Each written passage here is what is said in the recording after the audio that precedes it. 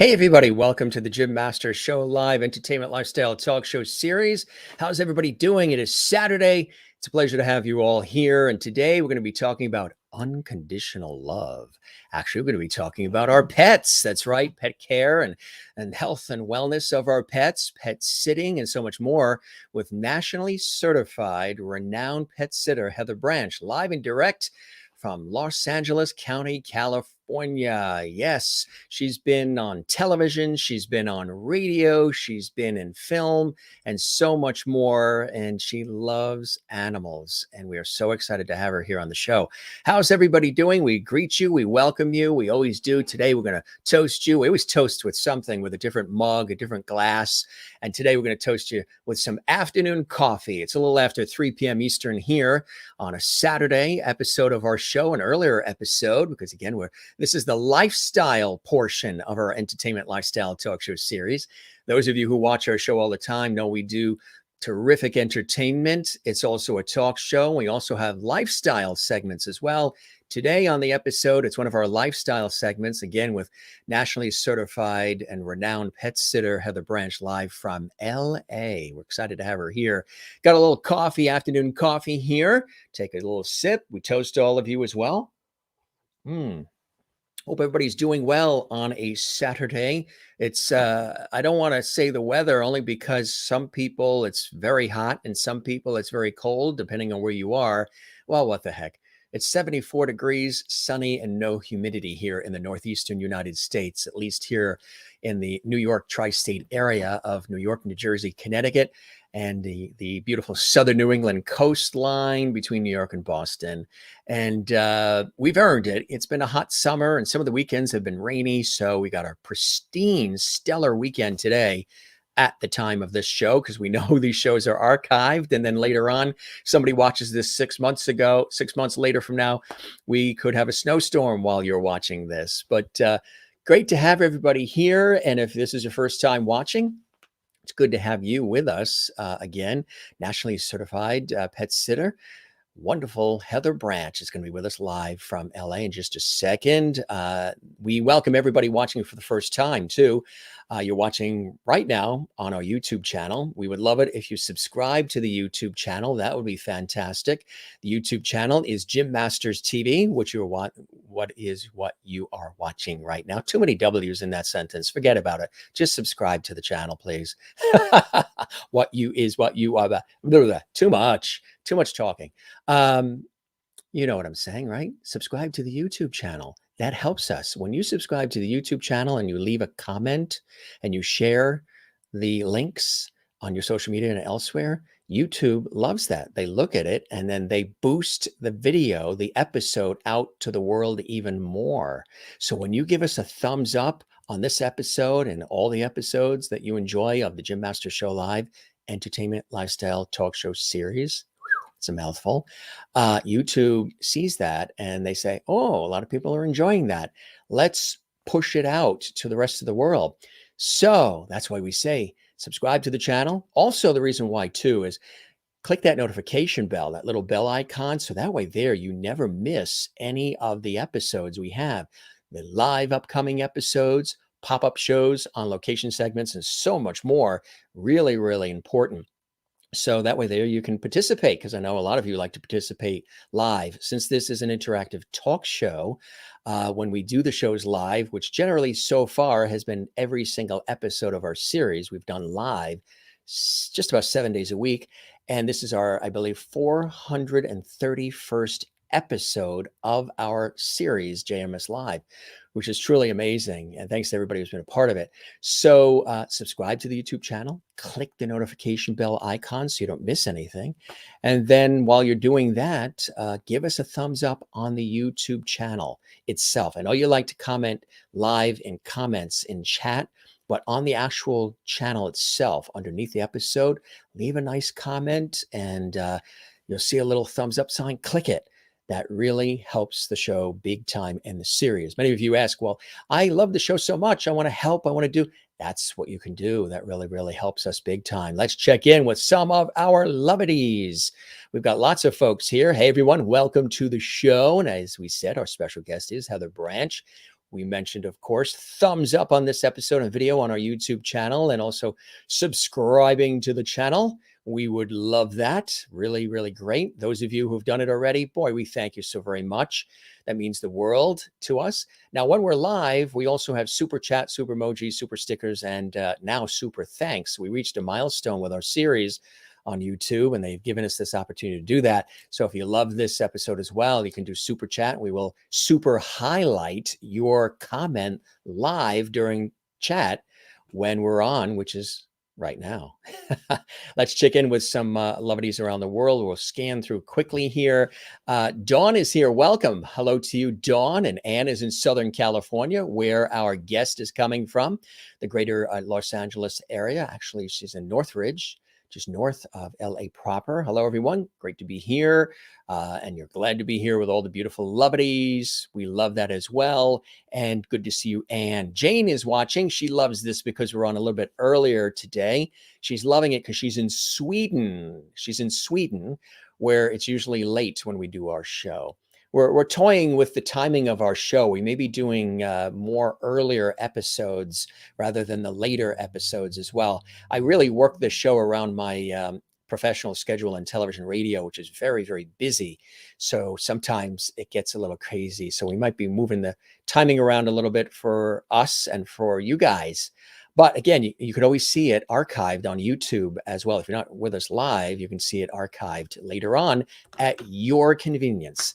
Good afternoon from Alessandra in North Carolina. We love it. Juanita is here reporting for duty from South Africa, as always. Hi, Jim and Lovely Squad. It is winter there, so she's freezing. Hopefully, we're sending you some lovely warmth from America here in the Northeast, in this beautiful 74-degree sunny day here. Hello, Jim and all lovely friends. Mary Bishop is there, where it's always sunny. In FLA, Florida. Good to see you, Mary. Happy 1-year anniversary, Mary, as well. Mary's been with our show 1 year as of yesterday as a very faithful, very active viewer. She's also suggested guests for our show as well. So thank you so much for your loyalty and your support of the Jim Master Show Live, Mary Bishop.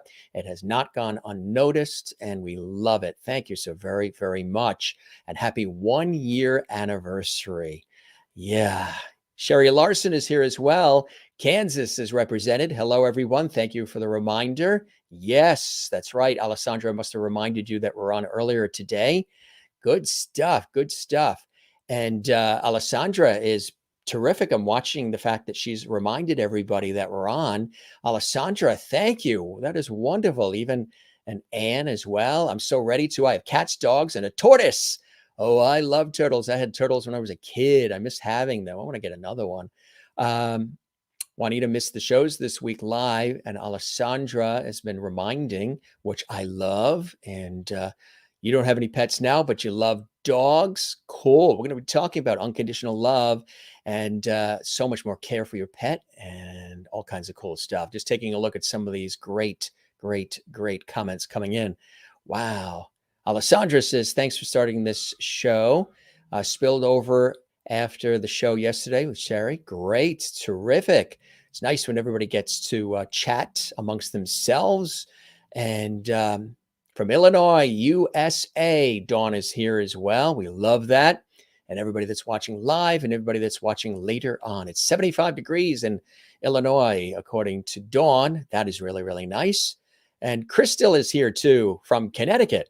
Crystal says, hi, Jim and Lovedies. Happy Saturday. Hope you're having a fantastic weekend. Looking forward to this exciting show with inspiring conversation and Lovedy as always. And Kathleen Walker from New York City. Hi, Jim and everyone. I'm here in and out, waiting on a phone call. Hope all of you are well. Hope you are well. Kathleen as well. All right, it's time to bring my guest on live and direct from California. California, here we come.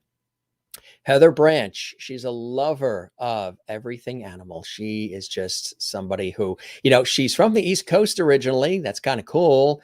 She hails originally from Pennsylvania, USA, and she moved out to California actually to pursue her career in acting and so much more. She's been on the radio and elsewhere. So she and I probably talk shop in many different ways about the crazy broadcasting industry. She's a professionally certified, nationally known pet sitter running her company, Best Friends Forever, out of the north end of LA, the Valley. She jumped into pet care coming out of her career in entertainment, news, and radio. You've seen her in small parts in various TV shows and movies throughout the years, eventually landed a gig reporting on Los Angeles traffic for the biggest radio stations. And a few years of early morning shifts, very early morning shifts. She wanted something different, and that brought her the joy that she loves. With her own dog, Izzys, greeting her at the door, practically doing cartwheels whenever she came home. Heather wanted more of that in her life, so she set out to learn all she could about animals, pets, and animal behavior. She launched Best Friends Forever in January of 2011, and Deborah's company and BFF merged by the end of 2012. That is her friend, Deborah, also a professional sitter who mentored her and taught her everything she knew about pet care on a professional level as well, becoming involved in the National Association of Professional Pet Sitters. Really cool stuff. We're going to talk more about all of this. Why don't we just welcome her live right now from Los Angeles, California. She's all excited to be here. She's a fan of our show. She's been watching the episodes, which we love. Heather Branch is in the house. How are everybody. you? Hi, fellow Lovedies. All the Lovedies. That's right. You right. got that memo about Lovedy Nation here, right? And it's kind Right. of cool. Yeah, it's a little niche. You got a niche. We're all groupies, and I'm on. Yeah, that's it. You're now, the minute you appear on our show, you are a Lovedy, which is kind of cool. And all the Lovedy welcomes that are coming in here from everybody as well, around the world, around the United States, all of the above. Yeah. So how are you there, just north of LA proper in Northridge? Is it 74 degrees, sunny, and no humidity? I'm guessing not. No, we're sweltering out here. It's like over in the hundreds. It's been muggy, which is really unusual, for Los Angeles. And the last few years have just been, you might as well be in Florida. Yeah, just about, right? Yeah. Exactly. Wow. So I mentioned early on, Heather, that you do hail from the East Coast and from the Keystone State, Pennsylvania, in a town you said just south of Buffalo, New York. So you were in that real lake snow belt there, huh? Tell us about the East Coast and some of the things you did on the East Coast and what brought you to the West. Oh, well, growing up, I grew up in Bradford, Pennsylvania, which is a small town right underneath Buffalo, New York. So anything you heard about Buffalo and how cold it is, and on the news, they'd show the snow and the wind. Well, we would get that worse, much, much worse. So we were in a valley underneath. And so in the winters, we made igloos. There was never a snow day because, we were just toughed it out. We went to school no matter what. I mean, it was huge. And our pipes would freeze. It would get 50 degrees below without the wind chill. Would it really? So, yeah. So, I get shivering and freezing. And it was fun growing up. We did ice skating and sledding, tobogganing, and all that kind of thing. But I always dreamed about getting out and being in a big city like New York or LA. And I've done everything I could have wanted to do. So that's great. But I'm in Los Angeles now where I don't have to worry about the snow. You don't have to worry about this now. And I really don't think about going back. To the east for the snow? No. Okay, Christmas time, it's nice, right? Christmas time, it's beautiful. Yeah. Especially if you go into New York with all the stores decorated, or you go up in the fall, you go up to New England. It's scenic in New England. But you're settled there, and you've made your home there, and you've made quite a career. So let's talk, before we talk about the unconditional love and the pet Yeah. sitting. You've had an opportunity to dabble in radio and other areas of entertainment and media, which is what brought you out west. Let's talk about some of that as you moved from the East Coast and packed the bag and drove out west. Yeah. Tell us about some of the cool things that you did early on, and then how you were able to transition to pet sitting. Well, I went to Point Park University for my degree in theater, and did backstage work and did everything. It was just a great place to learn about the entertainment industry, and that was my big dream. So I moved to New York City, and I lived in a women's residence that was all women. You had to be under the age of 24. That was in New York, in the Chelsea area, you were telling me? Yeah, 13th Yeah. Street and 13th. It was in Chelsea. Yeah. They kept you really safe. It was a nice tree-lined street. I could walk to the area. Yeah, a lot of arts and culture and restaurants in that area, Chelsea area. Yeah. Yeah, but I was safe there because we had to be in by 10 o'clock at night. You couldn't have visitors, so I couldn't make a bad judgment and bring, a murderer home. Because when you're coming from a small town, you think that would be a bad judgment. Yeah, that would be a bad judgment. Yeah, it just stopped you from. It's a different kind of animal. Yeah, so I just felt like I was safe there. It was great at the time. It was $400 a month. You had your own room, and they had housekeeping that would come and take care of the room, and you just did your whatever it is you went there for. Artists, dancers. I went to school for acting, the Lee Strasberg Theater Institute, and I did temp work during the day to work. And there's a lot of walking, learning the subway system, and then eventually I moved to Brooklyn, New York. North Brooklyn, very popular. Point. Yeah, very popular. But back then it was a well-kept secret, so it's still cheap. Yeah, so now they've done all of the refurbishment, renovation has become, Yeah, I still was paying $400 a month to live in New York City. And I lived in a house with a group of people, like each person had their own room. One person lived in the attic. And but it was a communal kitchen and all that. It was a really cool house, and continued doing things. And then I fell into a family and that was very entrepreneurial. So they taught me all the entrepreneurial things because I have that heart. So my boyfriend at the time and I started a newspaper together. And we really in New York and Brooklyn? Yeah, in Greenpoint, Brooklyn. It was called the Merchant. From the East Coast? Yeah, yeah. It was. We built it up. The first month, it was 8 pages of only ads. Yeah. It started out as a sales circular, and then we built it up to a 28-page newspaper. So, but that family just really believes in entrepreneurship and owning your own properties and owning your own businesses. So that got instilled into me. So here I am owning my own business still. So what was it like when you were doing Los Angeles traffic reports? I mean, Los Angeles traffic, is something else. It's you had the snow on the East Coast, but that traffic in LA is really amazing, isn't it? Oh, it is. I got the job doing background producing, which is where you input everything from everything that you're hearing and watching. We have maps and sensors, and people call. So we consolidate all the information and get it out to the on-air people to let you know what the traffic is, whatever freeway that you're on. And I really worked hard. I wanted to be on the air. So I would work all night long overnight. So practice. Did you use the name Heather Branch, or were you another name? Heather Branch. No, yeah, that's my name. Always my name. So I got the opportunity during the holidays. Somebody gave a push for me to try, and I did it. And then I got on the air. And what station, for folks that might remember you when listening, that watch in California, maybe? There's Heather. Well, I was part of a group that we did traffic. We provided traffic for all several the stations. Yes, like a traffic network. Yeah. Yeah. So the biggest station was KNX 1070 AM.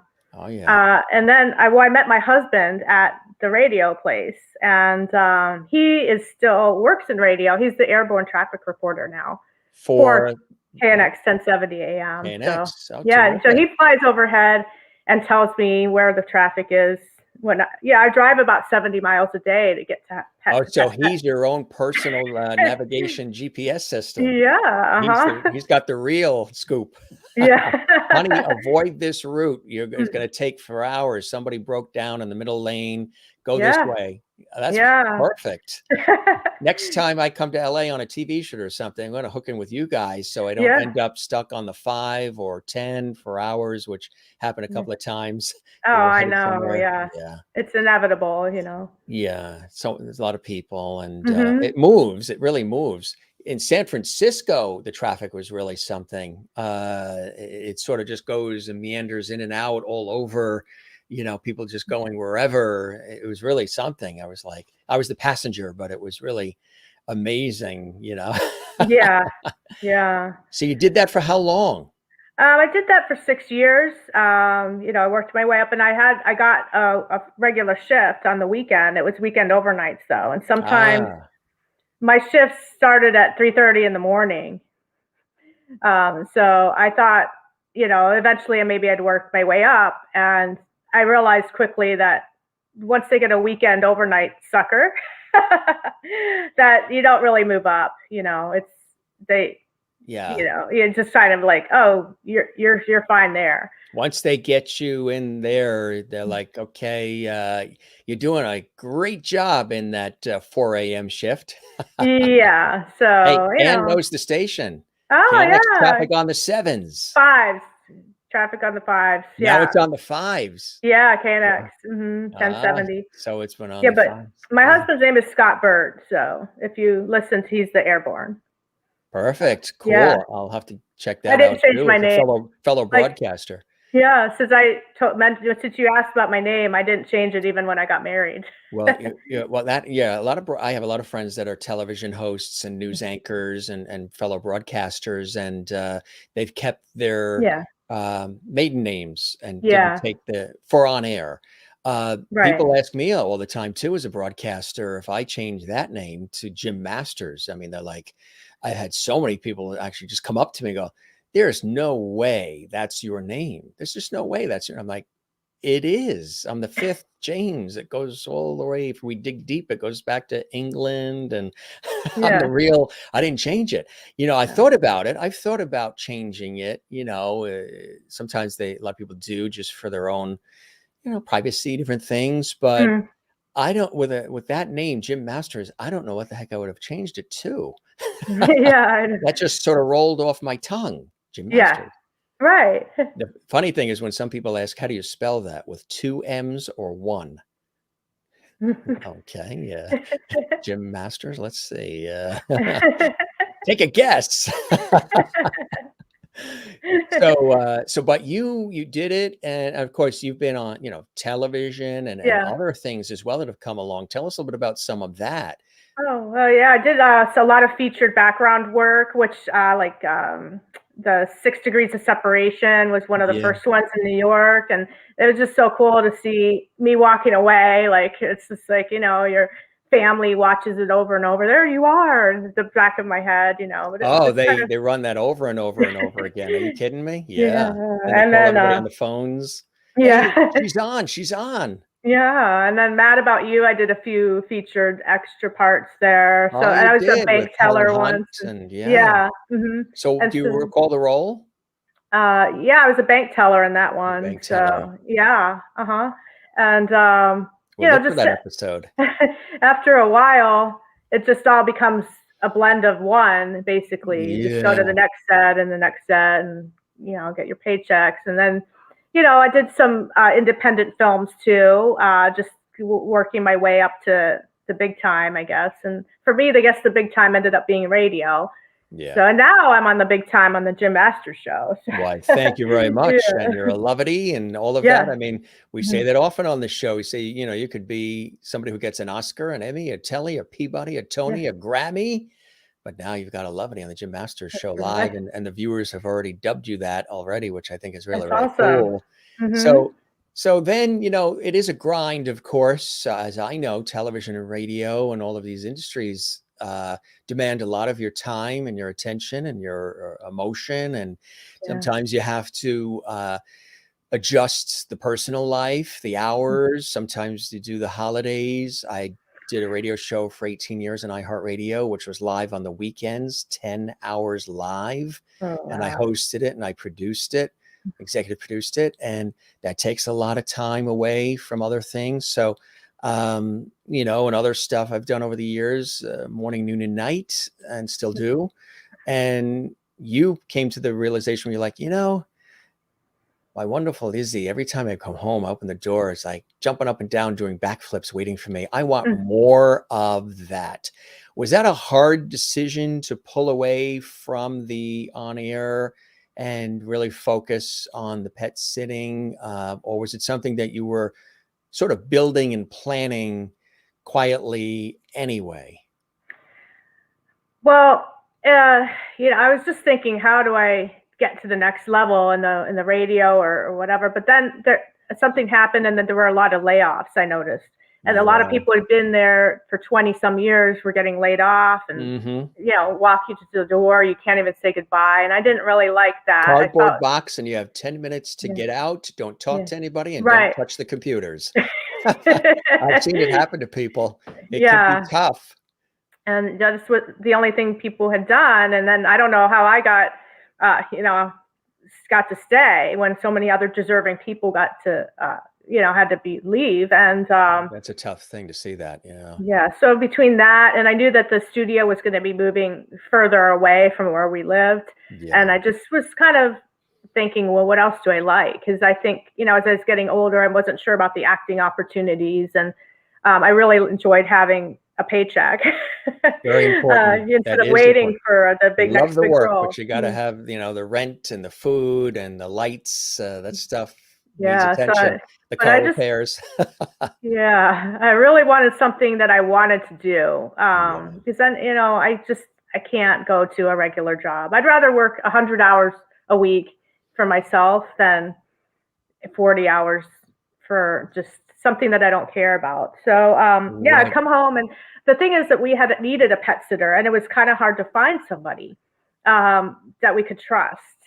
And when she came to our house, and then I realized there's a shortage of that, somebody you can trust in the neighborhood, community, that reliable.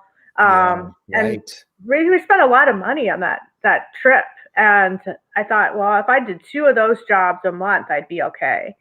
So my wheels started turning then. Like, I really like my dog and my cats. My cat had cancer, and we took care of him for 2.5 years, night and day. So I was really getting integrated and caring for my animals. And I wanted to extend that to the community and be a reliable source, that people could trust. And so I approached my pet sitter and asked her about it. And I also enrolled in the Animal Behavior College.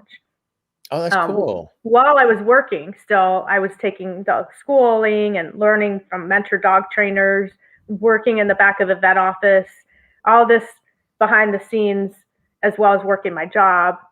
And then when I was ready, my pet sitter brought me on to work for her, and she taught me everything and helped me launch my own business. So and then that took off more than I could ever have thought. And here I am today, kind of integrating all of my skills, being, a broadcaster. I like to be a spokesperson for whatever industry I'm in. Right. And this is turned into a love, and I've been doing this. My business has been in business for 10 years. Congratulations. Yeah, Congratulations. Thank you. What was the first, days like, building up the clientele, and, how did you find the clients, and maybe even define a little bit, if you can, the role and the work of a pet sitter? It's more than just you're sitting on the couch and the pet's sleeping in front of you, and that's it. You might think you're just sort of, it's sort of like babysitting in a way, but there's a lot involved, as is the case with babysitting too. Tell us about the role of a pet sitter. Okay. Well, when I first, I'll go back to when we hired somebody, and I'll even go back to before that, because before that, I had cats before that, and I would have friends help me take care of them. It was kind of a mutual exchange. I'll take care of your pets, and you'll take care of my pets. And um, well, sometimes those didn't really work out the way I thought. I'd come home and nobody would have scooped the litter, or just it just really wasn't the greatest. And one time, one of my friends forgot my cats. I called a couple days in to ask how they were, and she was said, "Oh, was that this week?" Uh, Like, oh, and were wow, you away? yeah, oh yeah, we've been gone since Sunday night. And luckily she was available and went over and then took over from there. Yeah. But then when we got together and we had our dog, I just knew we couldn't make any mistakes, I No. mean, if you have to be very careful about how you open a door, with a pet in the house. I mean, everything has to be uh and cats will hunker down, but dogs tend to take off. So we didn't want to take any chances. So then we started searching high and low. And I hear a lot of times people won't go on vacation because they can't trust anybody, or they'd never have a stranger take care of their pets, or they only have friends or family. But sometimes your friends or family might not be the best option, Right. because just because you know them doesn't mean they're really good to take care of pets. And your Right. pets are babies now in this day and age. I mean, I don't have kids; these are my kids, so they're not just a pet and interchangeable or anything like that. So we found her, Deborah, through I googled who is the best pet sitter in our neighborhood. I wanted the best one, and the National Association of Professional Pet Sitters, the organization, came up, and that is petsitters.org for your listeners, if they need a pet sitter, petsitters.org. And then at the top, there was a find a pro, and you put in your zip code. And then it came up with a list of sitters in our area, and she had a badge. She was certified. So I wanted the best pet sitter. So I figured the one with the badge, that certified one from NAPS, would be the one to call. So I called her. She was great. She came over. She had a packet. We had to fill out paperwork. It was real serious. And do we have a agreement, a commitment? And then we went away. And when we came back after 9 nights, it was night and day. Our house was clean. The pets were happy. They didn't even realize that we were gone. Nobody was upset. Nobody was in distress. And she even washed my husband's car. So she has, Wow. Was yeah. that Alice from the Brady Bunch? No, I was going to say. Oh my I know, God. because I remember that we left and it was dirty. And then when we came back home, I was just noticing that it was shiny. And I thought, did you wash Scott's car? And she's like, oh, yeah, when I was watering the plants, outside, the roses. And I just, I'm like, wow. I mean, the whole experience was wow. And When you so wash somebody's car, they call that going the extra mile. Literally. yeah. So, to learn from her was amazing, because she taught me the extra mile. It's not just taking care of a pet. I'm really taking care of people's homes, Yes. and just monitoring what's happening in all You become ways. part of their life in a way, right? Yeah. And so when she brought me on, we went first to take care of a big Burmese mountain dog. They're big. Yeah. And she was Yes, so they are. real sweet, sweet, sweet dog. And so I learned something there, is that we went together walking the dog. And then the next time she gave me the leash and said, okay, I'm going to wait here and you go. And I didn't really know the neighborhood. And then as I was like walking around and it should be time to come home, I didn't really know where I was. Yeah. So, I mean, it was kind of like a little bit of a nervous, um, where am I going? So now I learned right then and there, you have to know your walk route. You have to know the address. Now we have the GPS on our phone, so that helps.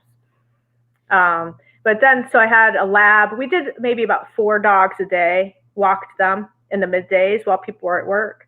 And it's Ava, Bogey, Benny, and Bailey.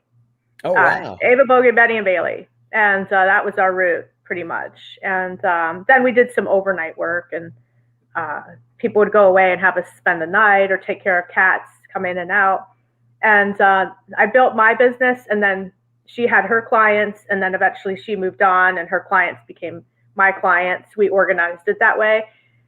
So then it just kind of exploded, and I needed help. And I've even had up to 7 employees working for me, teaching them everything I know.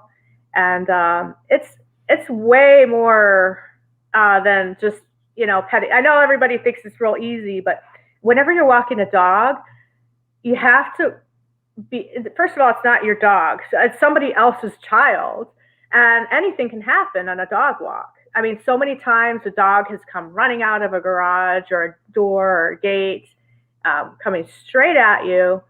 And so you need to be able to pivot and do things to not get your dog attacked. Or the dog that you're walking could take off after a squirrel. Yes. You could have a leash malfunction. And so now, most of the time, I double leash the dogs that I walk. Yeah. Unfortunately, learned from experience, but luckily haven't lost any dogs. But nothing is worse than to hear the clink of the leash on the ground, and it's no longer connected to the harness or the collar, and that dog is off and running. That is you just see your business going down the tubes in that one instant. And so it doesn't even matter if you're a professional dog trainer or if you're certified or you're trustworthy. Anything can happen. So I will also tell you that your pet sitter should have professional pet sitting insurance. So the insurance, I mean, it's never going to bring your pet back if something terrible happens, but it kind of just shows a level of concern, that there would be some kind of compensation if there was an injury, that they would take care of the vet bills. If this dog is under my care, or cat under my care, custody, and control, and something happens on my watch, basically, then my insurance would have to kick in and take care of that. And so that is a little bit of peace of mind, at least for me, and hopefully for the people who hire me as well. So, I mean, it's just anything can happen. I mean, you could open the door and the cat could get out. Yeah. And I've learned that cats can even open screen doors. I had the screen door closed while I was watering plants outside, and the cat was like, "Screen door, see you later." We had that happen once, actually, with one of our dogs years ago. We were kids, and we were visiting relatives in New England, and we all were gathered up with all the cousins and aunts and uncles and my parents and sisters and everybody. We were all together, and we're going to the amusement park. And but my uncle, who is an avid gardener and just always likes to work in the garden, 2-acre farm, the whole thing, he wanted to stay home to watch our dog. We brought our dog from New York with us on the family vacation. Our dog's name was Lucky. He was a terrier, small little terrier. And our uncle said, "You guys go, everybody go, have a great time. I have some things to do in the garden, and I'll take care of Lucky, and walk him and watch for him for the afternoon and evening while you guys are away, and then I'll see you when you get back." So we, everybody loaded up the cars and the caravan of family. We all went up to the amusement park. It was fantastic, beautiful day, the whole bit. When we came home, my uncle had this very despondent look on his face. And we were running around like, "Oh, where's Lucky? Where's Lucky? Is Lucky upstairs sleeping? Where's Lucky?" Because we're at an aunt and uncle's house. And he had to tell my parents that when he opened up the door to go outside, Lucky was a bullet. Lucky, we had a snowstorm in New York on Long Island. We had a 6-foot fence in the backyard. The dog can actually, and the dog was a small little bullet. The dog could actually jump high enough to scale a 6-foot fence, spring in their step, the terrier for sure. But in this case, he darted out between the legs of my uncle, out the door. He was looking obviously for us. Where did we go? And I was a kid, my sister a kid. So he was looking for us. He wasn't as familiar with my uncle. Mhm. So he was looking for us and for the family. And so he darted out, and he had to tell my folks, well, Lucky is gone. Lucky isn't here. So we just got back from an amusement park, Oh, no, and no. we're told that our dog is gone. And so my father and I get in the family car, and we're driving all around the town at our, where I and uncle live, searching. We go to the pound, we go everywhere. Neighbors of the aunts and uncle start looking, everybody's looking, and Yeah. never found him. Oh. We got in the car, we were still there for another week, visiting our Oh. family. And we went back home to New Oh. York without our dog. Oh, that's just such a heartbreaking story. I'm sorry. And I was a teenager. My sister was as well. And it Mm. was like, are you? Yeah. At first, we were kids, so we weren't happy with our uncle, but it Mhm. really wasn't our uncle's fault because the dog just darted out. I don't know if Right. maybe the dog should have gone maybe in the basement or another room Uh-huh. because he was full of energy. I'm sure he Yeah. was jumping around looking for us. But yeah, so we never. So, Mm. but we did get another dog after that who Mm. was with us for 14, Oh. 15 years, a beautiful English Springer Spaniel Mm. that we adopted in New York, out east on Long Island. My aunt and uncle in Massachusetts, different aunt and uncle, they had this beautiful dog named Heidi, an English Springer Spaniel. And every time we would go up there with all the relatives to visit them up in northern Massachusetts on the New Hampshire line, Heidi would always be there. And I fell in love with this just beautiful dog.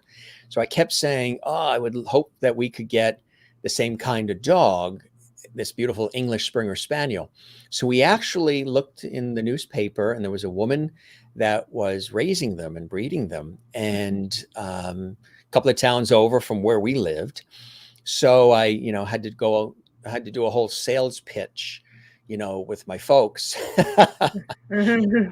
My father said, sure. My mother was a little bit tougher, like, oh, well, you're going to be going off to college soon, and who's going to be taking care of the dog and all of these different things.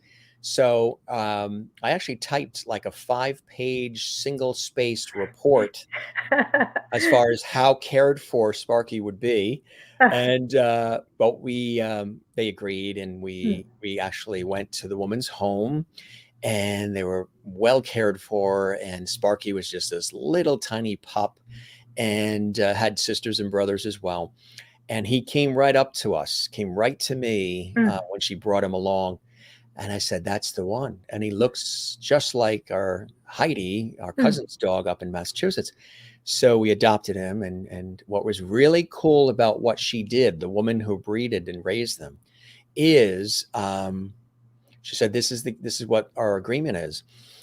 I'll allow you to adopt him and take him to your house if you allow me to, at any time and unannounced, come back in 6 months to Mhm. your house to see how Sparky was already the name given, so we kept the name, Mhm. how the Sparky is being cared for. I won't let you adopt this dog unless you allow me Mhm. to come. I'll call first, but it'll be like within an hour of me coming. And I want to see the conditions he's in. I want to make sure the yard in the back's fenced. I want to make sure that he's safe and well fed and taken care of. And my folks, and we all said, absolutely. And would you know it? She did make an unannounced visit to Mm. check on Sparky. Now she could have just had us take the dog Right. and said, okay, they seem like very nice family. He'll be in good hands. She actually cared for the dog so much. She Mhm. showed up 6 months later. She never showed up again after the first visit because she Mm. saw the love and the care Right. and the attention. But she did make that visit. And Mhm. that was kind of nice because she really cared for the dog. And the dog was with us about 15 years. Mm. And we Oh. loved him. Oh. Sparky was the best. Beautiful English Springer Spaniel, and really cool because unlike a lot of the Springer Spaniels, um, he had a tail that came out and sort of curled up, a big fluffy white tail that sort of came out and then curled up which was really something. So she thought that maybe he had a little, possibly some maybe terrier mixed in a little bit because of Mm. that tail that came out. But Yeah. what a loyal dog. And even when in later years, he was getting ill, Mm. he developed, cancer. Mm. He played with all the kids, and he would, with my nephew and godson, my sister's son, when he was born. Sparky was there, but Sparky was a little bit older now and not feeling as well. He would allow my nephew to climb on him, and he was really a very loving dog. So, and a real companion. And it was very difficult because I was, now living out of state. I had moved, Mm. out of state for the television and radio career. Mm. And the call that my father and sister had to make, Mm. actually, my sister called to tell me that my parents had to tell me, because they felt bad to tell me that Sparky had to Mhm. pass. Sparky passed. Mhm. That was a tough call. That was a really tough Yeah. call. That it was as equal as to when Lucky, that's Sparky there, but when Mhm. Lucky was gone. Yeah, it does leave a hole in your heart, definitely. Yeah, it's hard for us pet sitters too when our pets that we care for um, move on to the Yes, Rainbow Bridge, and, they and move I on to don't. the Rainbow Sometimes Bridge. the Yeah. pet parents don't realize how attached that we really get too, Yes. So, Yeah, you yeah. you really, really do. Mhm. Absolutely. So tell us about Izzy. Oh, Izzy was my heart dog. She was originally my husband's dog, but then she and I just took to each other right Is that away. the one in the photo that we showed? Yeah, uh-huh, yeah, and she was Uh, the first dog I ever even walked, when we were dating, because I had what always kind had of dog? cats. She was kind of a lab mix of, they said a beagle, lab beagle mix. Yeah. Oh, yeah. Yeah, We so had a she had a beagle once great. too. They're great. Oh yeah, she's had a great temperament, and just she was skipping and hopping and full of energy. She was 18, and on her dying day, we even took her on a walk that she wanted to go on. And she had Wow. a boyfriend. She had a Dalmatian she wanted to see, and she, That's cool. Yeah. They yeah, they live like it's like human lives. I mean, they get human yeah, illnesses, and yeah. it's really amazing. So 18, Hmm. a good long life. We had a cat that went to 22 once. Oh, Cats hmm, can really, yeah. if you care for them and you do all the things you got to do. Hmm. Um, Now you care, with pet sitting, a variety of different animals too. I know we talk about the dogs, and I know you, Best Friends Forever, which is the name of the company. Yeah. You focus primarily on suburban and city clients who often travel for work, Hmm. and it's an upscale community: doctors, lawyers, Hmm. celebrities, other industry professionals. Um, and some of the things you do are the dog walks and Hmm. lots more. But also chickens and horses too, right? Yeah, right, right. Yeah, there's some How do you chickens pet I sit take for care a horse? of. Yeah, and I just got done with the 2-week horse job. I've been You taking care did? of those horses for 6 or 7 years now, and they go away on some nice trips. And yeah, we just have to get the hay out, and uh, they're a little older. They know what they want, and they're always waiting for me to come and put the hay in. I got to clean out the old hay if they left any there. Make sure the feeders are clean and make sure the waters are still working properly. I do clean out the stalls. It's just funny that it's just like a litter box. I get it all cleaned, and then boom, what? Now I got to clean it again. The stall. Get the Boom is a good word for it. well, and I think it's good for you. Like, it's really good to get out in the air and just, you know, uh, do some shoveling. It kind of really gets you back into nature, Yes, and it's really good for your soul to be yes. doing something earthy. Absolutely right. Yeah, Absolutely. And but they're chickens big. too? Well, horses, Yeah, yes, absolutely. yeah, And chickens too? Tell us yeah. about that. Yeah, they're the chickens I take care of are in a coop, and they get to roam free in the yard during the day. And the last time I was there, and I have a list, a checklist, and I was put all the chickens that were there into the coop at night. And then I realized, wait a minute, last time I was here there were four, and there's only three. And I'd only seen three all day, so I texted the client. I said, "Are we down to three now?" Just to And then there were three, because right? maybe somebody didn't mention something, but they're like, no, no, the other one escapes through the neighborhood sometimes. I'm like, oh, for crying out loud! It's evening now. So I left out the door, and there I turned to the side, and there she was in the bushes near the front door. So I had to figure out now how to get this chicken, you know, back to the coop in the backyard, past the gates. And she was scared and wasn't really trusting.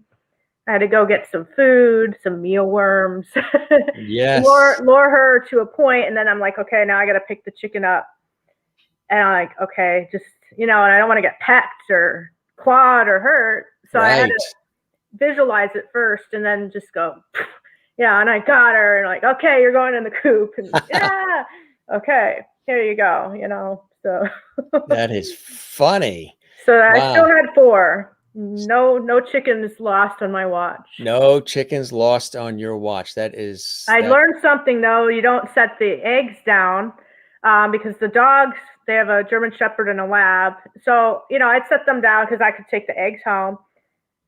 I set them out on the glass counter. I went in and out. The dogs were outside while I took care of the cat litter boxes. And then I came out later and my eggs were gone.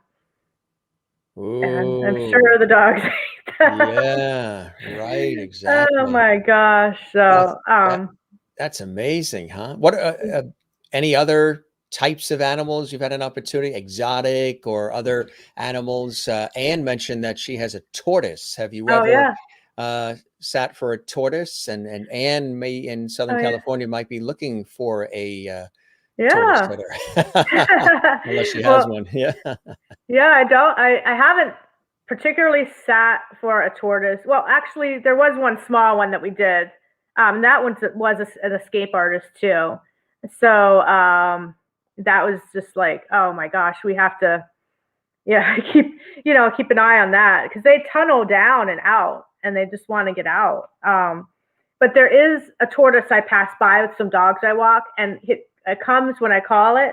When I say hi, come on over here. It'll just come out, and it's pretty big, and it just wants the attention. Yeah, Of exactly. course, I keep the dog away, and you know, socially distance. I was Yeah. doing socially distance before it was a thing Right. because whenever I walk a dog, I always steer clear of other people or other animals too. Yeah, you have to, right, exactly. You really Mm-hmm. have to. Yeah. Crazy stuff, huh? But you love it. What are some other interesting moments from your pet sitting career, my friend? Oh, the fish. Somebody was mentioning fish that they Anne had has fish the too. fish too. Yeah. Well, I don't know if I'm the best fish pet sitter because the last time I was taking care of some fish, two of them died on my watch.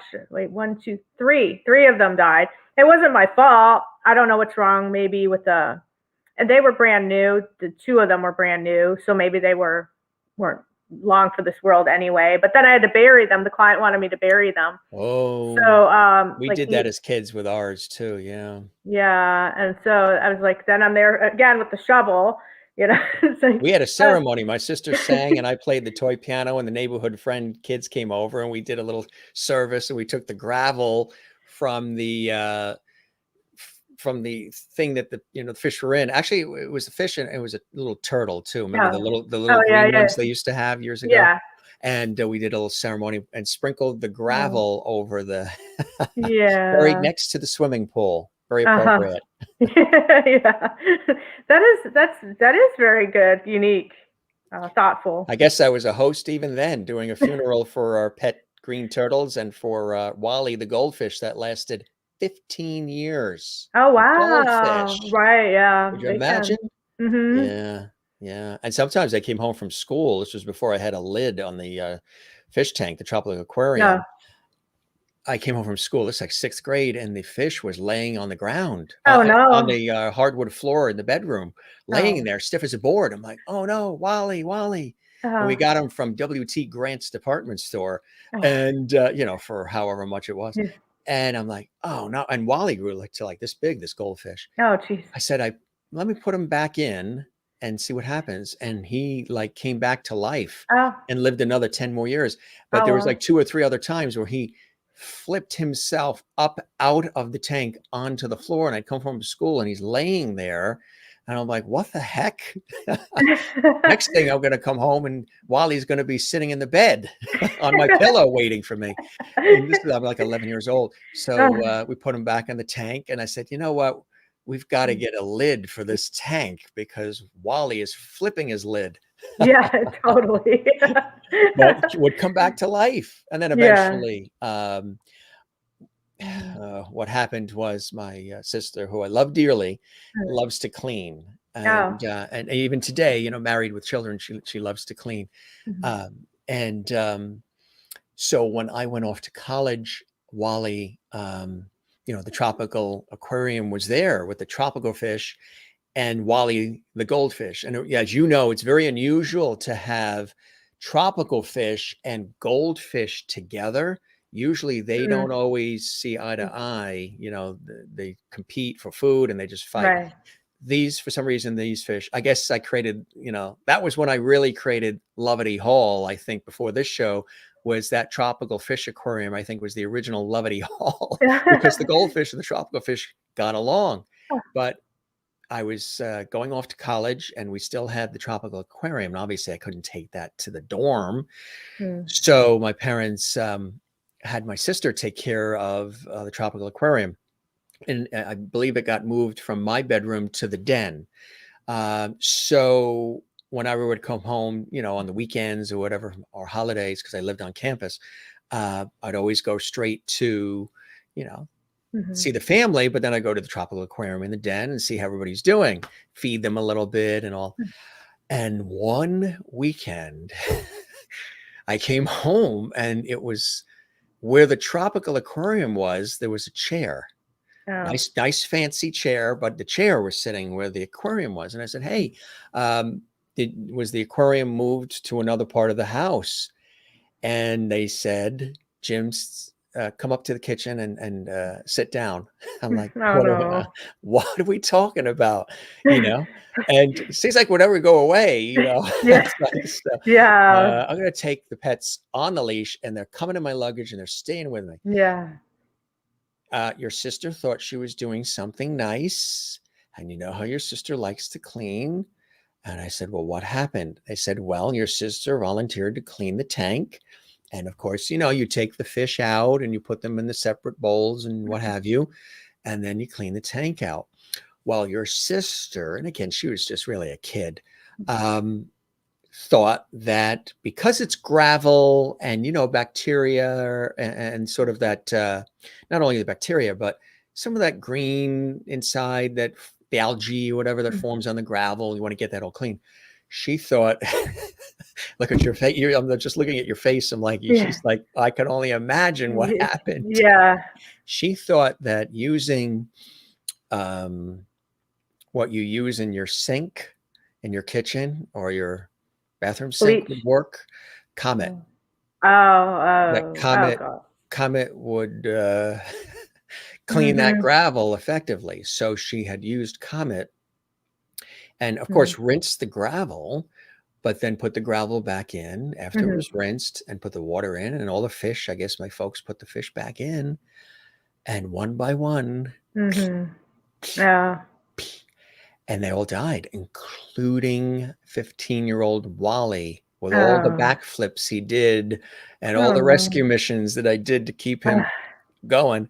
All it took was that household cleaner that Oh, shouldn't be used on gravel, of course. And she didn't know. right. She had no idea. She thought it would Mhm. be, really a good clean, but the gravel obviously absorbed it. Mhm. So, a little word to the wise, be very Yeah. careful about what you clean the fish tank with. So Yeah. she was a temporary pet sitter. Yeah.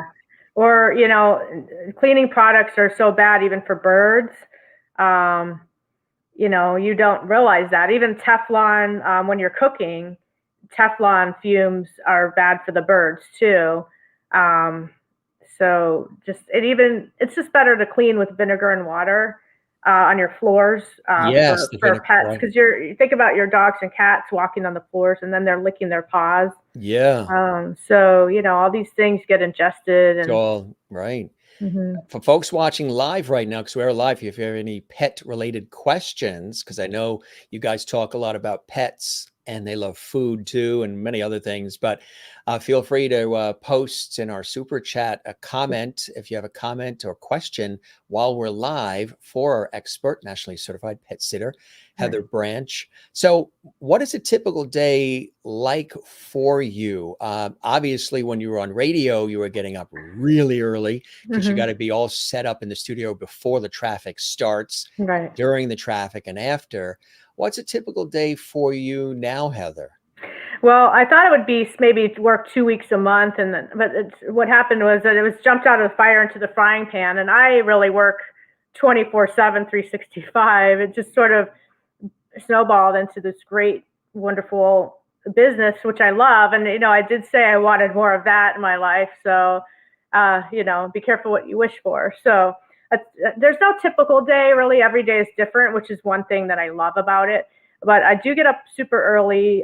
Some of my jobs might start at 6 in the morning, maybe 5. It depends on what the workload is. So I take care of dogs and let them out. Like right now, I'm doing an overnight service for a dog and a cat, and I spend the whole night. I get here at a certain time in the evening, and then I give them the dinner, and we hang out, and then they're secure all night. And then I get up in the morning and maybe go do some other. Some people don't need a full overnight, so then you just go and take care of them in the morning, breakfast. Let dogs need to be let out uh, very early and Yes. taken on walks and things like that. And then take them back in, and then you'll come back in the midday and then come back in the evening. So you Yeah. could be coming back 3 or 4 times a day to those houses. And then we have our regular dog walks, 1 to 5 time a week daily dog walks, Monday through Friday. How far will So you walk, or does that depend on the time you have available and the type of dog? If it's a dog that's sort of overweight or heavy set, or if the temperatures, like you're saying right now, the temperatures are very hot there on the West Coast. Mhm. How do you know as far as timing? And have you ever had also a situation, you always see it in New York a lot, the dog walkers that'll have like, I don't know, 6 or 7 dogs they're walking at the same time. That is amazing. Those people need to sign up for Cirque du Soleil. Yeah. Well, I'm not that type of dog walker. I need to do my dogs one on one. I Yeah. just learned through the years and through, you know, things that have happened that for me, it's one on one for me. Even if in the same household, I'll Yeah. walk the dog separately. And then it's just easier for me to grab the dog or do something when another dog is coming at me off leash and they just decide they want to come up and, or, anything. There's a lot of coyotes in my area. They're getting Mm. bolder and bolder. So you just really have to be on your toes every single second of the walk. Recently I was chased by some evil cats. An evil cat. Yeah. Yeah, I call them the evil cats because I've never seen anything Wow. like it. I had this little white dog, and he smelled them under a car, and then I thought they were like, oh, they came out, and I thought no big deal. We'd let them know, and I had to throw my water bottle towards the cats. I had to get out my air horn, and they were still chasing us, trying to get at the dog. And I'm Wow. like, okay, we're never going to go up this street again. Yeah. So, Yeah. but Cross that one luckily I off. only had him, and instead of being tangled up with 6 or 7 dogs, or even 2 or 3, that's just I just kind of need That's a lot. enough. Yeah. So the type of dogs that a lot of people do pet sitting with 30-minute visits. So it might be a 20-minute walk. That's a pretty standard routine for most of the professional pet sitters. I made mine up to 45 minutes. So that'd be, but maybe, whatever type of walk. But then afterwards, we spend time together playing in the house or in the yard. Um, and that I just answered that call for the situation with the labor law with when I have my employees, um, so that uh, I'm paying hourly. So a 45-minute visit is for me what works for me. Then I can keep everything clear in my mind. It's an hour for this job, an hour for that job, which is a 45-minute visit and 15 minutes drive time. So it gives my pets that I take care of more quality time. Yeah. So that 45 minutes, we spend a lot of time cleaning and taking care of anything surrounding the house, sweeping Yeah. up after a litter box and all that. And so it could be an hour, and we do some that are an hour long walk. Um, Mm. yeah. And some of them are on special diets too, right? Hmm. They have to eat certain foods, and it's Yeah. just maybe they're on a particular medicine, whatever it may be. So it can get quite involved, right? Oh yeah, definitely. We also take care of cats too. I don't want to, neglect the That's cat right. lovers in Is it the group. easier with a cat? Are they Do you think so it would be? self-sufficient? You think it would be, but Yeah, sometimes it's not. I mean, and sometimes, depending on the yeah, it really just depends. And cats the can cat's hide. person. Cats are Yes, hiders, so up sometimes on you the might be looking all refrigerator over. or Yeah, the I ask my cabinets. clients to do a head count before they go out of town, especially when they have 5 cats. And sometimes they say they did and they didn't, so I have to go through the rooms and make sure I see. And a couple of times the cats have been stuck in a room. Mm. So And have you come across some temperamental ones as well? Like with anything, including people, there's mhm. temperament involved. Yeah, there was one cat that was just, he was very temperamental, and I had my husband trying to train my husband to help me on some of the jobs. Just you'd always want to have a backup. If something happens to you and somebody's out of town, then what, right? So, Yeah. but he came up with me, and the cat cornered him in the hallway, and he was pretty scared of that little Mm. cat. And then I was attacked by a cat in March. Were you I really? Yeah, and I still have a little bit of wounds on my leg, and he bit my wrist. Well, my clients were leaving, moving away, and I wasn't even on the job, but I went to say goodbye, and just a series of I don't know things that we could have done differently. He was ended up enclosed in a hallway with me while I was petting him to say goodbye, and you just cannot enclose a cat in a hallway. I don't recommend it. He latched onto my leg, and I had to go to urgent care. Uh, So, I mean, did that's you another have to get thing. shots or anything, or? Yeah, I think I'm up to date on that tetanus shot, but they cleaned up my wounds and gave me. You do need to get antibiotics when you're Yes. Yeah. a cat scratch could be uh, worse than it's not just minor. Yeah. Oh no, they really when Hmm. they dig deep. Anne in Southern California, there, she says one of her cats hides from the pet sitter, the Oh other yeah. loves her. Right. Right. Yeah. Yeah. Now, I would imagine too, Heather, you can get really attached Hmm. to some of them. Oh yeah. It's really uncanny. I believe, and I've had these amazing experiences, and I know you have too as well.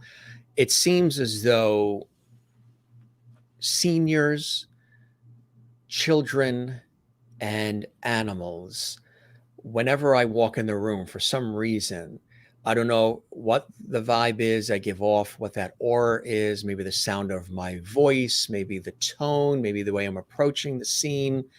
Um, there's just this welcome. And I've gone into situations with where we're going to visit with a bunch of friends, another friend's house, and they have a big dog there. And the dog is barking, barking, barking at everybody else, but then comes right to me and jumps up on my lap and starts licking my face. And I had just met the dog for the first time, but Yeah. is growling at everybody else. And nobody's really doing anything different. Just the dog is sensing a non threatening situation, a certain Mhm. vibe, maybe, whatever it is. And a lot of people have mentioned it to me, and I think it's very cool. I get that a lot with cats. They'll come right up and start, rubbing against the leg or jump in the lap. I've had birds land on me in Venice, Italy. I mean, it's like a magnet. Children, which sometimes pets, there's a similarity in Yeah, certain right. ways. Yeah. I was in the supermarket, and this happens all the time. I'm standing behind this woman with her child in the shopping cart, and we're in the checkout line at the supermarket, and the child is going nuts. The child is screaming and crying and panting, and the child must have only been maybe 2 or 3. So I'm hearing that, and I tend to be somebody who, whenever I hear somebody crying or there's a problem or there's a fire or whatever, I'm always running towards it, not from it. So this kid was really not happy in that carriage as the mother is in the pocketbook trying to get the money out, and just really an unhappy kid. So I'm standing right behind the mother, and the kid doesn't see me, but then I start to peek out from around behind the mother and start looking at the child and start smiling.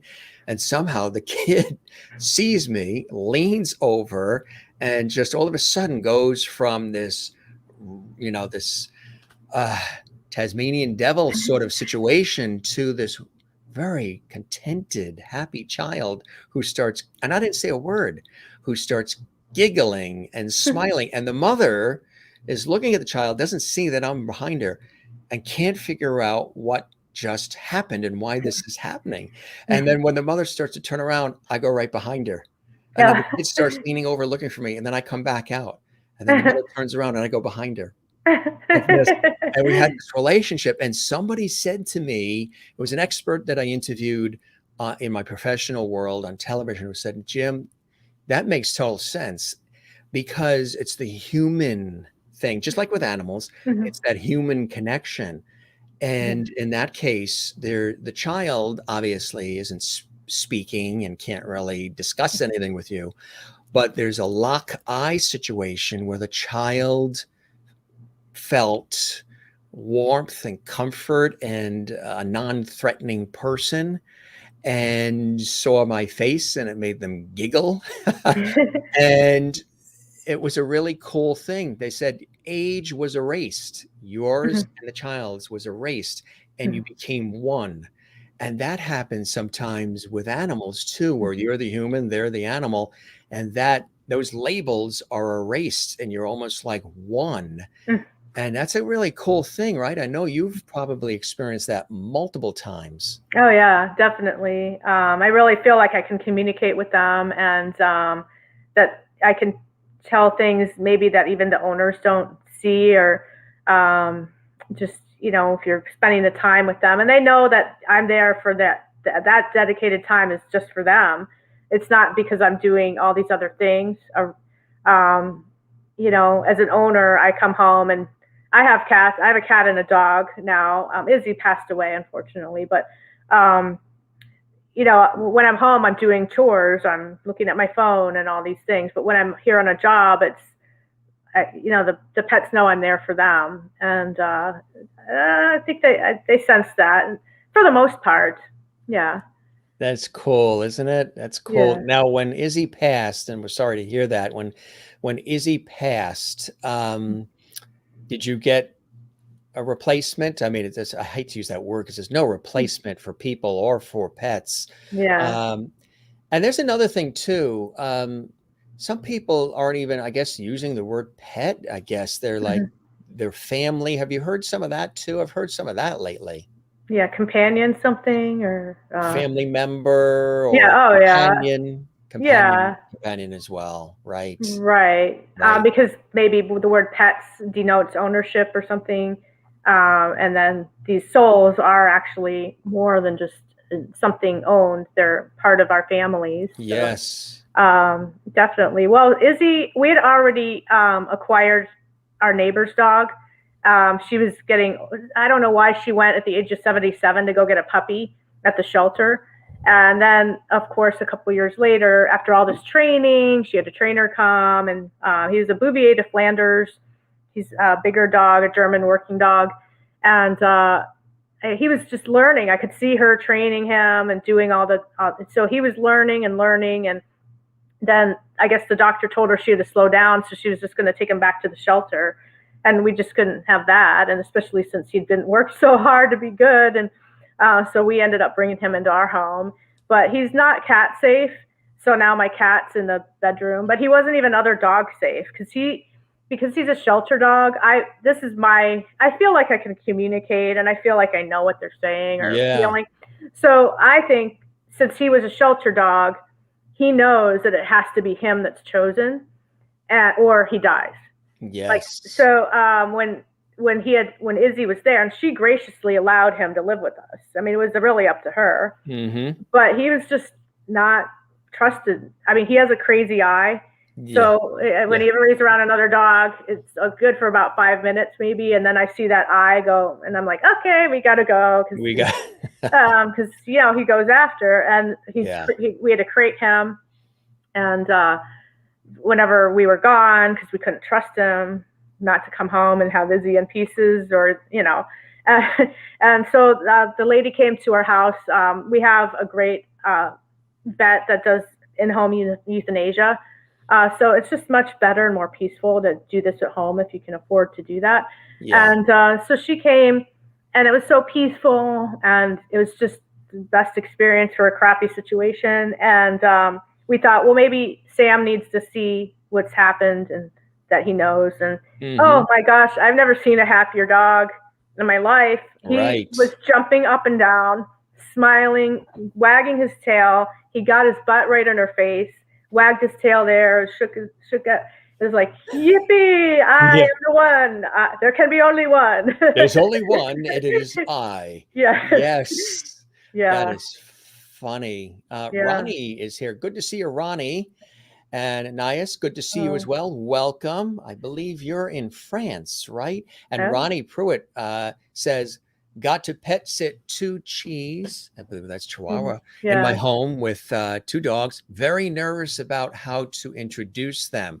House train Mm. with question marks. What do you think about that? Obviously, house training is important too. There's a plus to that. Yeah. I mean, they should come to you already house trained, right? Yeah. So, Yeah. I mean, all these things already need to be done. And, pet sitting is not really for the faint of heart. I mean, it seems like it might be, oh, my friend can take my pets. Um, but, I would keep them all separate for sure, and get gates or, different areas, different rooms for everybody. I mean, you don't want them to all just get together and now you're here for how long, I mean, Yeah. your dogs could be territorial. I don't pet sit pets in my home. I go to the owner's home, and so those pets don't have to change any of their routine. It's just the Hmm. person.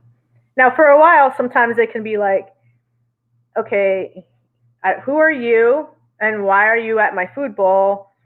Okay, everything you're different, but everything's the same. So sometimes I can see them trying to figure this out, like what's going on here. But the fact is, they're still in their own home, and their routine is the same. It's just a different person.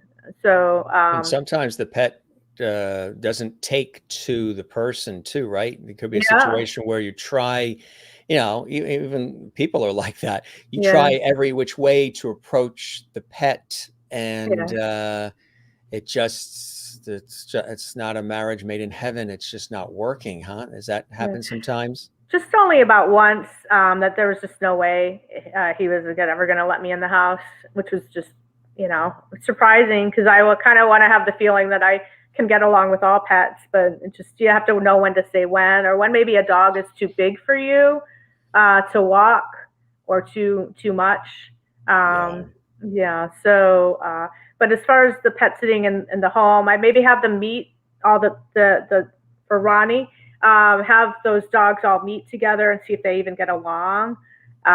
Maybe the two Chihuahuas can stay in their own home. Could you go there and take Hmm. care of them from their house Good instead? ideas for Ronnie, who's watching. Yeah. Right. So that's what I would just wonder about. And for me, I do a series of meet and greets with the pets. I'll come and do a packet drop off, which is initially just to get to know the owner in person, face to face.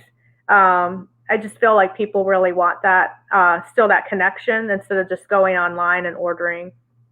a pet care provider. I mean, because you're giving the keys to your home too, so you want to feel comfortable. So I do that initial, just drop by, drop off a packet, and then come back and do a walkthrough. And sometimes I'll leave a shirt or something that I've worn for the cat or the dog to smell, so they get to know my scent before the first time I come in on my own without the owner there. So hopefully then at that point, the pets are used to, oh yeah, she belongs here. I have got her shirt right here. And so yeah. Right, exactly. Yeah. That's Mhm. really, really cool. Great advice, great tips here. Yeah. I do put like gates up around if I have to. I can bring my own gates or suggest gates because you want to have a double way to enter because, like you said, that you had that experience with Lucky, Yeah, that just opening a door is so yeah, easy for a pet to get out. right. And I did have the training at a shelter of how to enter the enclosures to get the pets, but still, if I have to, I'll bring my own gates to set them up. And then for cats, I have either my folder or maybe a box, a cardboard box. I'll stick inside Yeah. the door and barrier for the cat because I do have some cat escape artists.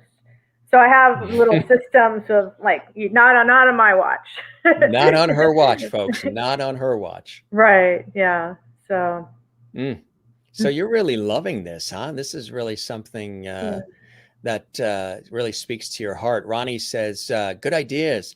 Have to keep them No. here. I'll see what I can do. Thanks, Jim. Great seeing you. Good to see you as well. Ronnie, yeah, so Ronnie's going to implement some of your suggestions there as well, which I think is really, really cool. For taking them out for the potty times, I would definitely keep them on leash because they're not your dogs and they don't know your Right. yard. They're very small, so they could easily escape from the yard in some way. Maybe a little hole that you don't even know in your fence. Yeah, to And dig under. Yeah. yeah, so take them out on leash. I mean, I guess maybe I'm a little bit paranoid. Oh no, we had a dog. We had a beagle actually that did do that. Mhm. Skipper. He dug underneath the gate, dug a Oh, hole under the gate. It was a chain link situation. The gate you couldn't just open, right. and the handle was high up, but he dug under it and took off and roamed the neighborhood. Eventually came back. What's fascinating about cats? They could go. I hear that cats can go like 10 miles away Hmm. and it will always find their way home.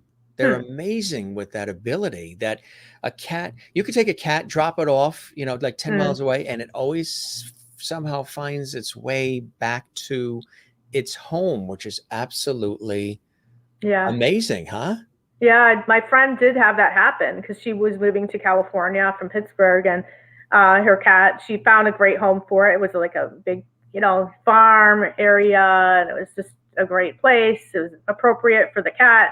And I don't know how he did it, but he crossed highways to get back. And the mother called her up and said, "Hey, your cat's back."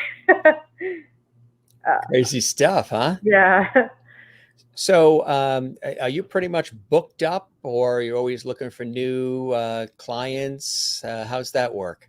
Well, right now I'm pretty booked. I really had to let somebody down the other day. Yeah, for After sure. everyone got vaccinated, everyone wants to go away all at once, and I can only Yeah, be overnight in one place at a right. time. There's only one Heather, and and, Right. and you So can't ask her husband because he's up in the helicopter looking at the LA traffic reporting for us. yeah, and even if we could ask my husband, I'd have to hire a pet sitter for my house. For the pet sitter, right? Exactly. Yeah, Do but you have a my website? yeah, it's you can go to heatherthepetsitter.com. Heather And the that'll pet lead you sitter. to my website there. And so right now I have my hands full, but if you mentioned the gym that you saw me on the Gym Master show, I'll try to squeeze you in. So Very nice. See, that's a yeah, Jim Masters yeah. show, Tell me they're a Lovity lovety. exclusive. If you're a Yes. lovety, then we'll figure it out. Say that website again. HeatherThePetSitter.com. HeatherThePetSitter.com. Mm-hmm. Fantastic. So I always like to ask the guests some of the blessings and joys in their life, and obviously you have many.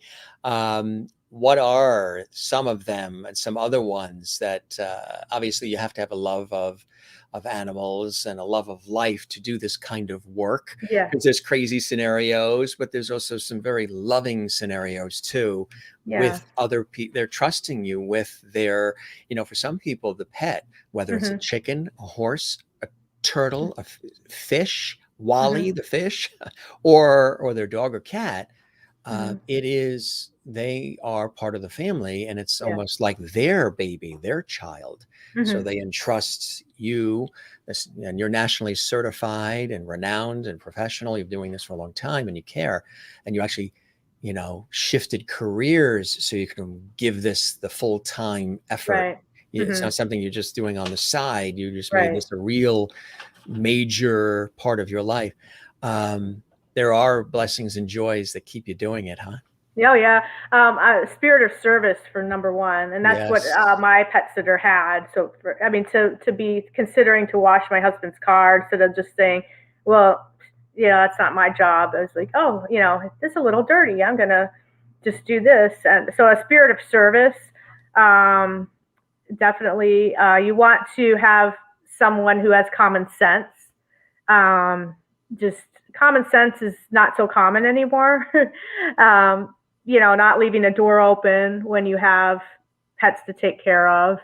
Um, just basic house knowledge of a house. Like I've been Yeah. overnight and then the smoke alarm starts chirping. Oh, Now I got to yeah. deal with that.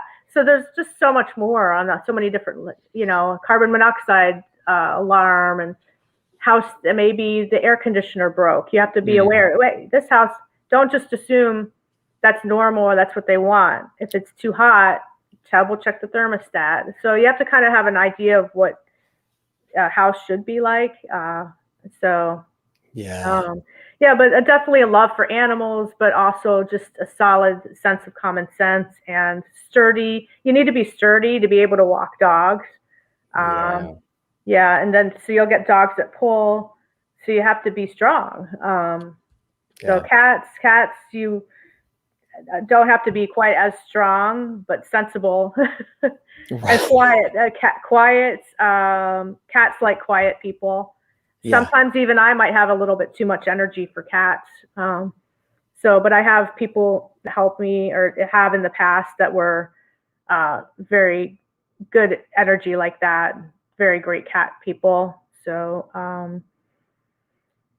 yeah, those are the We things that love I it. would look for when I hire, because I Yeah. do hire. When this pandemic is over, I'll be hiring again. I had up Other to seven. staff to help. Yeah. Yeah, I want to be able to trust them. I want to be able to do a background check. I need to be able to trust them to have the keys to people's houses, and Yes. people need to trust me. And how does that happen? Because I see so much that people don't want to give the keys to the. I mean, you got to have that trust. So I do have a lot of references, and Hmm. feel free to call up my references, some of Yeah. them, and then get maybe somebody I've been pet sitting for 10 years can tell you. And I don't even know what they'll say. Maybe they'll say, "Oh, well, she's good with that, but not so good with this." I don't know what they're going to say. Right. But Um, references are always great. Yeah. you do definitely want to have people to call. Um, Exactly. yeah, and don't just pick somebody from their picture.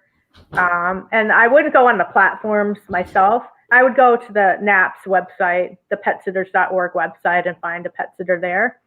Because we have access to education, conferences, mentorship. Um, Platforms are just another, like a neighborhood platform is just somebody, again, that you don't really know, who might love pets, and that's great. But it's more opinion based. Right. Right. Yeah. Yeah, yeah, Exactly. Cool stuff, Heather. This was fantastic. I can't yeah, believe we actually chatted for an hour and a half. Could you believe that? yeah, It just yeah. it Well, doesn't feel like it. Yeah. do you have a pet now? We don't right now, only because of the schedule, because I'm Mhm, always out and about. My mhm, schedule in television takes me all over the country and to Europe and other places, and the radio work, and now with this show too. mhm. But My family does, my relatives do, and we want to get another. Absolutely. We want to get another. It's just a matter of, well, actually, the pet sitter would be the way to go probably when you were away. And although, the pet sitter would be away because we learned from taking Lucky with us Yeah. that sometimes things can happen where the luck goes the other direction.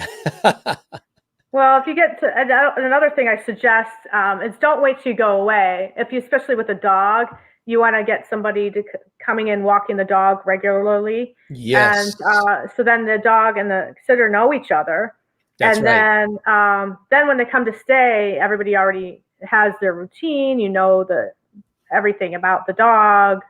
That's what I suggest for that is build up to that time that you leave. Yes, Yeah. Mm-hmm. that's right. Cats, Get that relationship going, right? cats are generally more self-sufficient, especially if you get a middle-aged, not a kitten, but a Yeah, middle-aged cat would be perfect for a busy lifestyle. absolutely right. Absolutely right. Mhm. Juanita enjoying the conversation, and Mary loving it as well, and Kathy and Dawn and Alessandra and everybody here. This was Yeah. terrific, Heather. Thanks to everybody watching live on Thank the Jim you. Masters Show live, JMS, and those who are watching this eventually later on as they binge watch all of our series. 431 episodes now of our show, and you've watched it too, and I guess you're enjoying the fun that we have on this Oh series, yeah. huh? Yes, absolutely. I really So, appreciate your candor and your passion and your unconditional love for animals. It really, shines through, Heather. We wish you nothing but continued success in everything you're doing. Much levity for you and your family, and let's stay connected. I hope the okay, show yeah. met whatever expectations that you had, and Oh, you enjoyed. absolutely. You Yeah. I enjoyed. hope I helped everyone help you find somebody quality to take care of your pets. And you Yeah. know, accidents can happen, but maybe you've set things up to succeed, and then everybody's, all the pets are safe. That's the key. Hmm. It's obvious that you love what you do. And if I'm out your way, LA proper on a TV shoot or something, I'll Okay. let you know, and maybe we can all get together. That'd be kind of cool. It'd be a pleasure Oh, to that'd be meet you in great. person. Uh, Yeah. And if you're ever okay. back east, which I know probably won't be in the winter months, you guys are on the East Coast. Yeah. Let us know. And Okay. you have a great weekend. Thanks so much. I just You want too. to, Ronnie says such interesting guests. Thank you, Ronnie and Crystal in Connecticut. Thank you, Heather, for your time with us. And Anne in Jacksonville, Florida. This has been very enlightening. Daughter just got an Alaskan Husky who was being rehomed. Dawn says, yeah, Jim, love your show. Thank you. Jane, who's watching in Sweden. Great show tonight. Thanks, Heather, for visiting us. And Jim, Juanita in South Africa. This was an interesting conversation. Thank you, Heather, for spending time with us. Happy pet sitting and more. Now, as I say to all of the viewers, but most notably the guests, go stretch those legs. Get that Uh, circulation going again. Do you have any pet sitting to do today? yeah, I'm gonna walk a dog right now when we get Oh, off. But I'm here with him. He's fine. He's sleeping right now, so oh, he's so been you're real actually, good. so this is truth in advertising. You're doing the pet sitting live right now. We're not Yeah. just talking. She doesn't just talk about pet sitting. She's the real deal. She's actually doing it right now. Mhm. That They're is, sleeping. The dog and the cat are sleeping. The dog is sleeping in the cat tree. He's, that little opening at oh the yeah, bottom. He went in yeah. there. Anne in Southern California says, thank you, Heather, Oh, thank you. as well. And Merlin goes, bow, bow. Thank you, Heather. She's in Ontario, Canada, one of our regular lovities as well. Well, Heather, you take care. And I know You you've got too. to get back to the pet sitting you're doing. So thanks for spending the time with us. Really, really a cool episode with you, and hope to have you back and spread the word about our show. We would love that. Absolutely. Yeah, definitely doing that. All right, Jim. Thank you. Thank you. Yes, next time when we're together, we'll chat more about the crazy broadcasting industry. Okay. I'm sure your husband could fill in too and relate Yeah. as well. Oh, yeah. You All take right. care now. You too. Bye. Bye Thank bye. you. Heather Branch live from Los Angeles, California, actually doing the pet sitting right now. She's got the dog and the cat right there by her. She's watching over them. They're both asleep. And that is cool. So she wasn't at her home. She was doing, or maybe she was at her home and she had the pet over there, but she was actually doing live pet sitting. And that was kind of cool, huh? You learned something new about what pet sitting is all about if you weren't sure, but also some tips and tricks and little things. One of the main things we learned is, of course, the understanding to develop that relationship between you and the pet. That is really important if you are doing pet sitting yourself, or make sure that the pet sitter that you get develops a nice relationship with your dog, your cat. She's done pet sitting for horses and chickens and just about everything. Really cool. Very nice person, and a pleasure to have Heather Branch, nationally certified, professional, renowned celebrity pet sitter and more there just north of LA proper in Northridge, California. And really, really cool. That was an example of the lifestyle segments we do on the Jim Masters Show Live. As much as we do entertainment and everything else, this is an entertainment lifestyle talk show series, and I love lifestyle segments too. So, when we do the food shows, and we've done other shows about life and living, which we're going to be doing a lot more of, I think it's really cool because this show is sort of like a full scope show. It isn't just about, somebody that's performing or something. This is a full circle talk show here with all of you watching and enjoying. And I think that's what adds the icing on the cake. So, gang, we're going to pop off. We have a very busy evening. It's a couple of events that we're attending tonight. And so we're going to head off. But this was really a pleasure. A pleasure. Cool show. Cool show. The L's are getting in the way here. Cool show. Thanks, Jim. Thank you, Kathleen Walker. And hope you're doing well. This was great. Thank you. Or that was great. Thank you, Alessandra, North Carolina. Wow, Jim. Thank you, Dawn, for watching as well. Ann is SoCal. Have a wonderful weekend, everyone. You too. And great episode. Thank you, Jim. We are spoiled with variety. Good night, everyone. Absolutely. I know you guys like the variety too. We have so many different people that come on this show, and I like it that way. I don't want this show to just be the same old, same old. And we're working on some really cool things for the look of the show, the sound of the show. I have a team of people that are working with me with some cool things we're going to be doing. Can't say much because I'd rather just you see it and hear it. But some really cool stuff that's happening as we are taking the show to next level. We've done 431 episodes live 7 days a week. Thanks for a great afternoon, Jim. Enjoy your evening. Kathy Short in Cleveland, you as well. Gang, want to let you know tomorrow we are back with a very, very special show live from Ireland. Music and chat with 16-year-old singing phenom, Irish soprano Ruby O'Kelly is here. Early show tomorrow, another great afternoon show on a Sunday, 2 p.m. Eastern, 11 a.m. Pacific, 7 p.m. in Ireland, Scotland, and England. So again, tomorrow it's an afternoon show, 2 p.m. Eastern time, 11 a.m. Pacific. So for the folks on the West Coast, you can have your morning coffee and maybe your brunch as you're watching. The folks on the East Coast can have their lunch. And the folks in Europe, they'll be having their dinner or just had their dinner. That's tomorrow. That's a big show live from Ireland. She's going to perform live. We're so excited to have her here. Coming up on Tuesday next week, Love Ambassador, Optimistic and Bliss Coach Edie Weinstein is with us on Tuesday, 8 p.m. Eastern, 5 p.m. Pacific. And so great to have our friend, nationally certified pet sitter Heather Branch, live from California on the show as we were talking unconditional love and pets and so much more.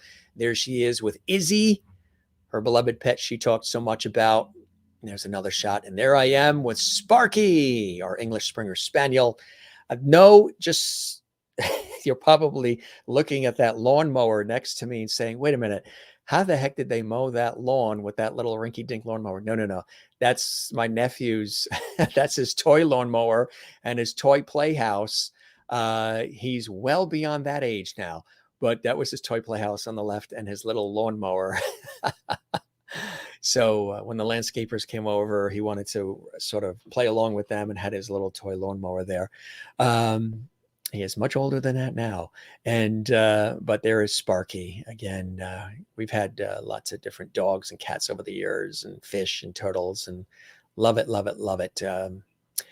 Keep us updated on everything you guys are doing. We will be back again tomorrow for a very special show. And Jane says, hope you have a great rest of your evening, and the rest of the Lovedies as well. And we will keep Matt in our prayers, Kathleen as well. Absolutely. Keep me posted. Text me, keep me posted on everything. My friend Kathleen and I have been friends even before I started the show. We've been friends for almost 15 years now. So keep me posted on everything that's going on. You had a really bad week and you're glad to be here watching your show. So healing. Thanks, Jim. I'm very sorry that you had a very bad week. Well, I'm glad that the time you've spent with us put a smile on your face and is some healing for you and positivity. That's one of the many components of the Jim Masters Show live, with all the fun and entertainment and levity and cool things we do. And today was our lifestyle segment for our show. I'm glad to hear that. You guys write some really beautiful things to me privately, emails, Instagram messages, tweets, Facebook messages, you mail gifts, you mail cards. I mean, you're just absolutely extraordinary. For those of you that are our lovedies watching, Christine Clifton says, thanks, Jim. Take care. And all the viewers, see you next week as well. And gang, if you miss anything, as we always say, everything is available 24/7, 365 on our YouTube channel. We realize not everybody can be here all the time. There's times when I even can't be here, as rare as that is. There's family events, there's work, but the show is always here for you. So you'll never miss an episode if you subscribe to our YouTube channel, Jim Masters TV, and you also click the notification bell so you know when we have shows. Alessandro says, you're a gift. You have a gift, Jim. Keep using it. Thank you very much. I really appreciate that. That is a beautiful thing to say. I really appreciate that. And Ronnie said, just subscribe. Now I can't miss you. Perfect. Thank you very much, Ronnie. Welcome to the family here at the Jim Masters Show Live. Thanks for subscribing to our YouTube channel, Jim Masters TV. We love it. Click that notification little icon so you don't miss anything, because sometimes we do surprise shows and pop-up shows as well. And we've got some really cool on-location shows we'll be doing. So again, if you're watching this for the first time, we welcome you. This show is a variety talk show, entertainment lifestyle talk show series, where we do a lot of different things. We don't just do, entertainment. We don't just do lifestyle. We don't just do talk. We blend it all in, which is kind of cool, because in my career in television, radio, stage, and film, I've hosted so many different shows on radio and television that have been a variety of different things all over the mat. Some music shows, shopping shows, food shows, entertainment shows, news shows, interview shows. I've done so many different things over the years on television, radio, and I'm incorporating those elements into what we're doing here on JMS. So glad you guys are liking it. We love you all. It is the weekend, at least at the time of this show. Thank you very much, Crystal in Connecticut. Thank you for another fantastic show, Jim. My pleasure. You have a good rest of your day. We'll be back tomorrow with Irish phenom, 16-year-old singer and songwriter and soprano, Ruby O'Kelly, 2 p.m. Eastern, 11 a.m. Pacific, 7 p.m. in Ireland, Scotland, and England. Thank goodness for the archives. Absolutely. Absolutely. I know you guys like to be here live so you can comment and all, but sometimes, if you're not, those archives are there. We have a lot of people who watch live as well who don't comment, because I see the views right after and I'm like, holy cow, there was a lot of people watching, but they just don't comment. They just watch and kick back and enjoy. And we love that. We think that's great too. And if you're watching this later on, we think that's awesome as well. Whenever you watch, as long as you watch and you enjoy, that's what counts. Don't forget to smile, gang. Don't forget to share the levity. Don't forget to find your Zen place. We're headed to the ocean right now And then we've got some events we have to attend this evening as well. So busy night, but we'll be back tomorrow. And I love swimming, surfing, boogie boarding, sailing, and it is ocean time. Right now it's 74 degrees and sunny here along the coast in the northeastern United States, and it's a beautiful day. I love my work in television, radio, stage, and film. If you joined us early on the show, you heard that Heather worked in radio as a Los Angeles traffic reporter and more. Her husband also works for as an LA traffic network reporter as well, high up in the helicopter over LA. And I love my work in television, radio, stage, and film, on air, on camera, behind the scenes as well. All of the shows are archived 24/7, 365 on our YouTube channel. So make sure you check it out. Go back a year, see the development of our show and how it's come a long way. When I turned on the lights, I said, hey, let's have some fun and see how long we do it. And it's just been a real blessing. Alessandra says, we got to watch our favorite shows in the archives. Perfect. Good stuff, gang. We love you all. We take care. We tell you to take care. And if you have a pet, give your pet a big hug today. All right. Really great conversation with Heather. We love it all. We're going to finish our coffee, which is now iced coffee. I toast all of you. As we always do. And gang, you're the best. We'll catch you on the next one. We'll be back Sunday. It's a working weekend with more of the Jim Masters Show live. Thanks for being with us, okay? We'll see you on the next one. Another great show in the record books on JMS. Have a great day, gang. We love you all. See you later. Bye-bye.